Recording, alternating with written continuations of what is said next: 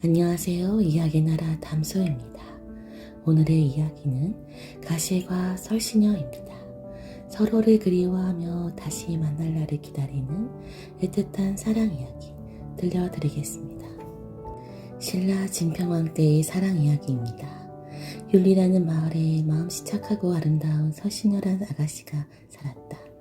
가난한 살림에 홀아버지를 모시고 살았지만 늘 부지런히 일하여 아버지를 봉양했다.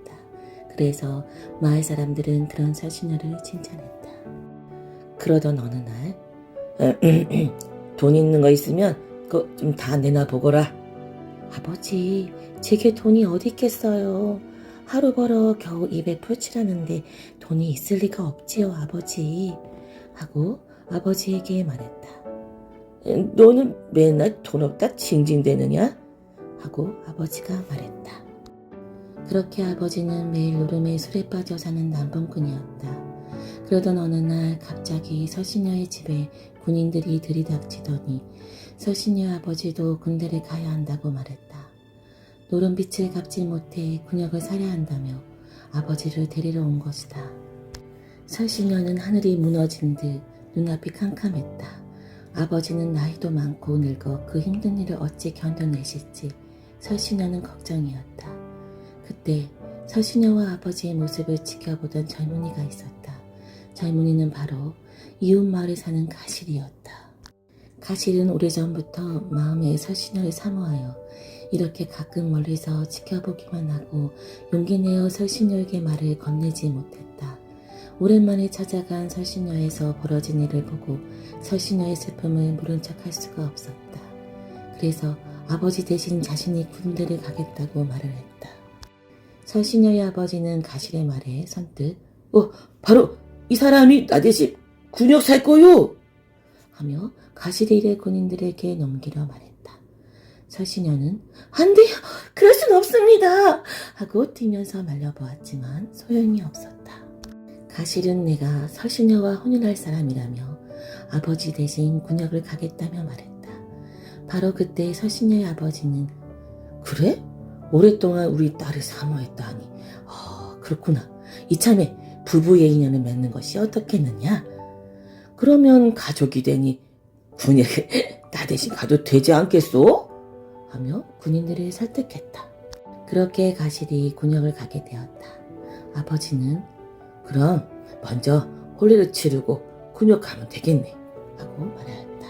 설시녀는 고개를 저으면서 군역을 살고 돌아와서 혼인을 해도 늦지 않으니 나중에 가실님이 돌아오시면 혼례를 치르겠습니다 하고 말했다. 그리고 설시녀는 거울을 꺼내 반쪽으로 쪼개어 가실에게 건네며 가실님, 제 마음의 표시이니 가실님 돌아오시는 날 맞추어 보기로 해요. 가실도 떠나는 날 자신의 말을 설시녀에게 맡기면서 자신이 돌아올 때까지 잘 부탁한다고 하고 설시녀도 가실에게 거울을 꼭 간직하라고 했다. 하지만 가실님이 떠나고 3년이 지나도 돌아오지 않고 흉흉한 소문만 들려왔다. 국경 너머에는 매일 싸움이 벌어져서 죽어나가는 사람이 헤아릴 수도 없이 많다는 소문이 돌 때마다 품속에서 거울을 꺼내 마음을 다졌다. 가실님, 제발 몸성이 돌아오세요. 나의 이 간절한 마음을 바람에 실어 가실님에게 닿았으면 좋겠어요. 라며 설시녀는 가실님을 그리워하며 눈물을 흘리며 또 빌고 또 빌었다. 하지만 6년이 지나도 가실이 돌아오지 않자 설시녀의 아버지는 가실은 죽은 사람이니 더는 기다리지 말고 다른 사람과 혼인을 하라고 날짜까지 덜컥 받아왔다. 설시녀는 가실을 생각하면 이럴 수 없다 하며 죽으면 죽었지 시집을 가지 않겠다고 도망을 갔지만 마을 사람들에게 붙잡히고 말았다. 하지만 혼례를 치르는 날이 점점 다가오고 정혼할 사람은 알고 보니 이미 혼인을 하여 아내와 자녀들이 있는 사람이었다. 알고 보니 이번에도 아버지는 노름빛 때문에 설시녀를 첩으로 팔아버린 것이었다. 여보게, 돈은 제대로 쳐준 거겠지? 아이고, 여부가 있겠습니까? 따님은 확실히 저에게 줄 거죠? 암만 걱정 말게 혼례 준비나 잘하게나. 설시녀는 너무나 기가 막혔다. 가실님은 아버지 노름비 때문에 군역에 가고 나는 첩으로 팔려가는구나. 가실님이 돌아와 이 허망함을 어찌하게 할까 하며 설신녀는 슬픔과 그리움과 팔려가신 새에 놓인 자신이 슬퍼 울었다. 혼례신 날 아침이 밝아왔다. 분주하게 음식을 만들고 손님들이 하나둘씩 모여들기 시작했다. 그런데 갑자기 설신녀의 집에 뼈만 앙상한 몸에 누덕누덕 기운 옷을 입은 한 사내가 들어서는 것이 아닌가. 사람들은 음식을 얻어 먹으러 온 거지라고 생각했다. 아무도 가실이라고 생각 못했다. 가실은 비척비척 설신녀에게 다가와 품속에 거울 조각을 꺼내 보였다. 처음에는 설신녀도 가실님인지 알아보지 못했다. 그러나 설신녀도 품속에 거울을 꺼내 둘을 갖다 대니 하나로 딱 맞는 것이 아닌가. 가실은 너무 늦게 와서 미안하오. 말 못할 사정이 있었소 라고 말했다.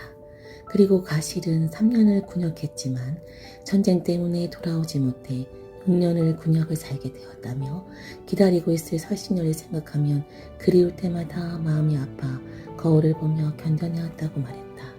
가실님, 이렇게 살아서 돌아와 주시니 얼마나 기쁜지요. 그런데 이날 정혼하려 했던 남자가 갑자기 나서며 설신녀는 나와 혼인할 사람인데 당신 누구요? 라며 따지기 시작했다. 그때 가실님은 나는 이미 6년 전에 혼인을 약속하고 사랑의 증표까지 나눠 가진 사유요.